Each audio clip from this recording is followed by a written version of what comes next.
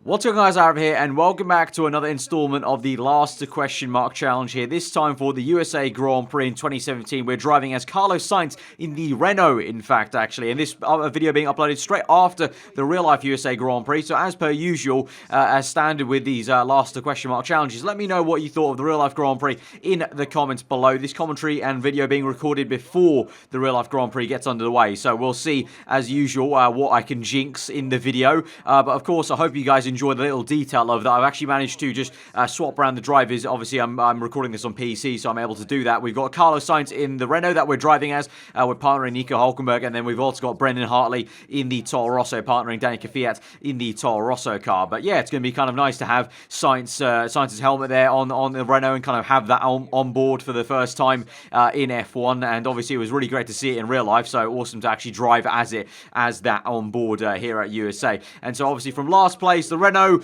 should go pretty okay. Down the main straights, maybe a bit of an issue. Obviously, it's the bog standard Renault, not the career mode Renault that I have. So it may be a little bit tricky in a straight line, but we'll see. But Hamilton there on first place and Vettel in second, Bottas third. So in fact, the grid order, at least for that top part of the grid order for this race, has actually been to the real life one. At least the front row as well. Hamilton first and Vettel second. So at least we got that part right straight away. I mean, that's not me getting it right. That's just the game getting it right. But let's see, as I said, what we can jinx in this race then. So as per usual with these last question mark challenges, 25% race, so it's going to be a bog standard one stop, ultra softs, 2 super softs, but of course with a 25% race, it only means 14 laps here at COTA to get things done and see how far we can get up the order from P20 on the grid. So here we go to 5 red lights to the USA Grand Prix here in the Renault as Carlos Sainz. Absolutely awesome stuff, and we're underway, and it's a very good start as we immediately overtake both Sauber cars, and we're up into P18 already. Both McLaren Honda's going side by side into turn 1. We go down the inside there and try and nip down up into P16. We've got Stroll on the outside of Kevin Magnussen. They're going to go toe-to-toe as well as Brendan Hartley's made a really good start. He's ahead of Danica Fiat for now, and he's side by side with Felipe Massa. We're unable to make the move on the Haas. A little bit of contact there with Stroll and Magnussen, and we're able to actually go around the outside of them, and we made another double overtake. So we've made 6 overtakes already, and it's only been into the end of Sector 1. They had to be patient there with Magnussen and Stroll, but actually worked out in the end. The patient method is eventually Magnussen, as he would, has a little bit of contact with Stroll, and we're able to make that pass very easily around the outside. So now chasing after Danica Fiat, obviously our former teammate, as playing as Carlos Sainz. So a very nice dynamic here with this race at the moment. So let's see what the slipstream is going to be like. Obviously up into Rich Mix, and we know from the career mode how good Rich Mix can work with the engine, but you can see, since it's not the upgraded Renault from career mode, not quite the legs we kind of expect from those career mode videos. So we go down the inside of Kvyat, have to make a bit of a dive bomb to make this work. We go side by side, tapping right front tyre to left front tyre. We tried to make a switchback move work here. It doesn't work out. I don't get the downforce and traction that I need, so we have to wait until the end of that opening lap to try and maybe make a move on the main straight once again in Rich Mix down this straight, basically putting it up into Rich on every straight I can, and then down to standard during the corners. And later on this race, you may see we have to do some fuel saving actually as we go down the inside. Lock up on the left front tyre, but that's not going to matter. We go a little bit wide due to the lock up, and actually that probably helps us force Kvyat out, and we're up into P13. And now the next car up ahead is Brendan Hartley, obviously stepping in for the situation with Toro Rosso this race weekend, and did a pretty decent job, I got to say, in qualifying, at least, to be fair to him, first time just hopping in the car straight away on Friday, and then, getting used to the car. I think he did a pretty decent job on Saturday to say all things, all circumstances coming together. So I hope he does well in the race, but, I probably just jinxed it there by saying that. But of course, a very, very odd situation with Toro Rosso. And actually, if you guys didn't actually know, if you didn't see the news, the ironic thing is, Pierre Gasly, the reason why he wasn't in the Toro Rosso this weekend was because he was going to go for that final Super Formula race for the Japanese Grand Prix and try and win the championship. He was half a point behind the championship leader, so Honda kind of pushed for it, and obviously Gasly also would maybe want to wrap up the championship and win the Super Formula and come to F1, then back again in the Toro Rosso for the remaining races, and then the next season as a Super Formula champion as well as the GP2 champion from last year. But the ironic thing was, it actually got rained out. There was a kind of, too much torrential rain at Japan at Suzuka this weekend, so both rounds were cancelled of that race weekend. So as we dive down the inside of Hartley, the man who replaced effectively Gasly in that car, yeah, the real kind of irony and also really a shame is Gasly missed out on what would have been a really decent, again, just another chance to be in the Toro Rosso in F1.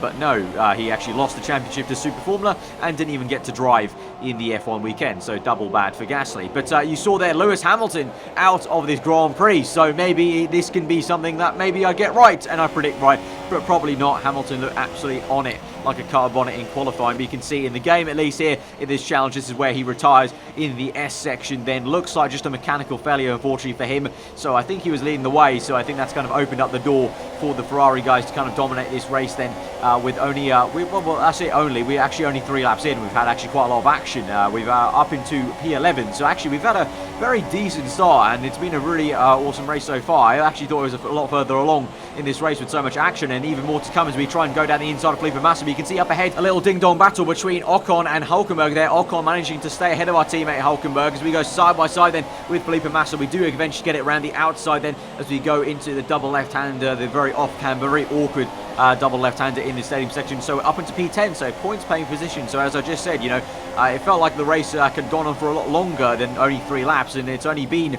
3 laps and we're already up into the points from last place. So very good progress there, halfway up the order. And let's see, it looks like actually that we may be on for at least a minimum I would say, what's that? That's going to be 9, 8, 7, 6 at least, maybe, if we can get past these guys. But Hulkenberg hasn't been able to get past Ocon then in a straight line, and you can see all of us now in kind of unison having DRS and Rich Mix off one another apart from Ocon. But obviously Hulkenberg gets it off Ocon, I get it off Grosjean, Grosjean gets it off Hulkenberg, and so you can see in a straight line they're unable to close up to the Haas quite here on lap 4 as we go to the end of the back straight, trying to have a look, but lock up on the left front, and Grosjean swipes across to cover that off, so just unable to make that pass. And obviously Grosjean here at USA, not too very familiar with swiping across. I think it was Ocon's teammate Perez getting very antsy in qualifying, was it, with Grosjean on the radio. But now on to lap 5, we open the DRS and Rich Mix once again. You can see just pretty much neutralising any kind of slipstream we're getting, as Grosjean has the exact same thing, and we again have a little look to the inside, not going to work. But now as we go through the exit of turn 1, I think I need to try and make this move in the S section, so we're going to go very committed now,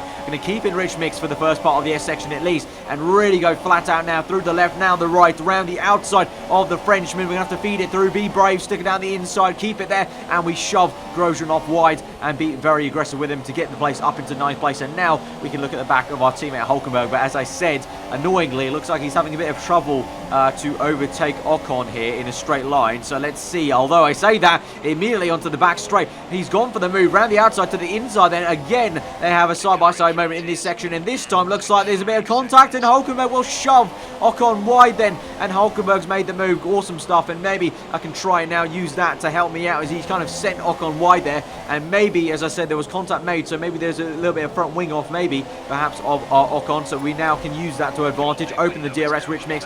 Either way, Ocon flustered a little bit, and Hulkenberg already trying to get away a little bit as we go up into turn 1 and climb up the hill, and we're closing up to Ocon even more in the brake zone there, and we're going to really try and get a best exit we can. And again, in the S section, I think we could try and make this pass on the Force India, probably the better way to make the pass, rather than maybe trying to be patient like Hulkenberg for 2-3 laps to make it in a straight line. But into the next right hander, you can see having to lift off there and brake a tad, as in the same place I overtook Grosjean, because I was a little bit further back than Ocon, I was about to slam into the back of him rather than overtake him around the outside. And you can see again, I tried to stick it down the inside, which I'll admit that was a very audacious move down the inside there, forced him wide, but then because Ocon got the racing line, swiped across, then kind of brake checked me into the next corner. Unfortunately, a bit of contact made, no front wing damage though, just cosmetic damage to the nose cone, I would imagine, but very frustrating then, and we have to do indeed have to wait till the main straight. Open DRS now, Rich Mix, as we go down the main straight on lap 6. Here we go to make the move down the inside. We're going to have to be a bit of a dive bomb here, but we're going to make it work.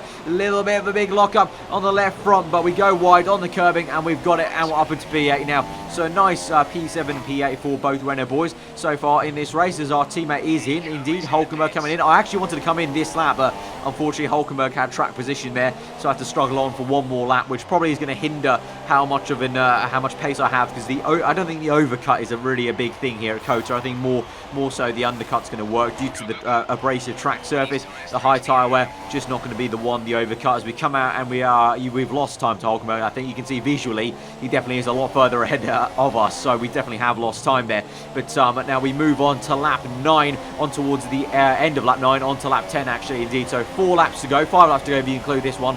and we're up in P7. But now you can see Valtteri Bottas out of this Grand Prix, so both Mercedes cars DNFing in this USA Grand Prix. So I don't know, and Kimi Räikkönen out of this Grand Prix as well. So 3 major players out of this Grand Prix, yellow flags out. I don't want to jinx anyone, but, if I could make the 2 Mercs DNF in the real-life USA Grand Prix, that'd be pretty amazing. But obviously, it's already happened, so you guys can let me know if I have done that or not. You can see this is why Bottas actually went out. It was due to Räikkönen. Bottas, for some reason, Bottas doesn't have an issue here, I don't think. Or I think they retired at the same time. Bottas has a mechanical failure at the same time as Räikkönen has an engine failure.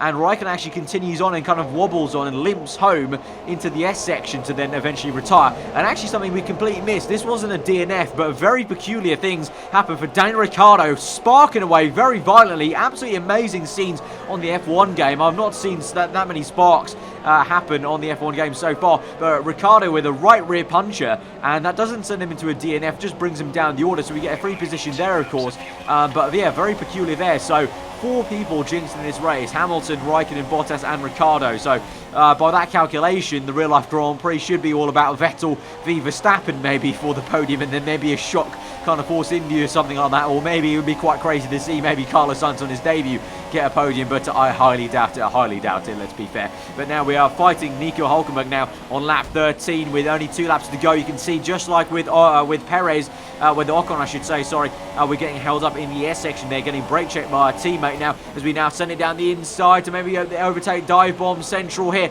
We make a bit of contact on the front right tire, and we go side by side, toe to toe. Hand of anger goes up in the cockpit as Hülkenberg forces us wide, and we're unable to make that pass. But now we've got the switchback move, and we've got a much better line and momentum into the next corner, making the Fernando Alonso-esque move like he did on Felipe Massa back in the, I think I want to say 2015 Grand Prix, if my memory serves me correct, or it might have been 2016 Grand Prix actually. I think it might have been 2016, my bad.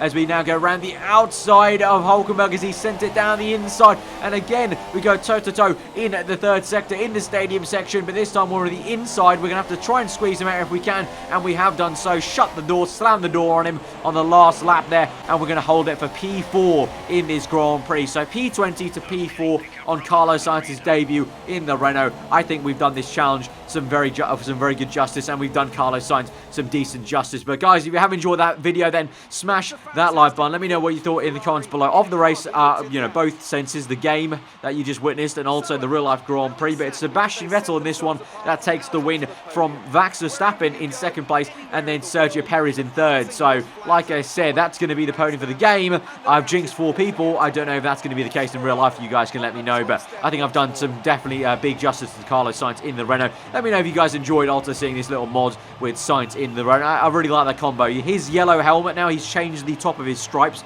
The 55 is now in yellow rather than red, and it works really well. And his helmet design, his new one, complements the Renault very, very well. So enjoying that, and here's hoping I'm not jinxing his performance. I really hope he can have a good debut in USA. But anyway, guys, again, if you did enjoy it, hit that like button. Let me know what you thought in the comments below. And do get subscribed for weekly Formula 1 content. I've been over. Hope you enjoy the rest of your day, and I'll see you guys next time. Goodbye.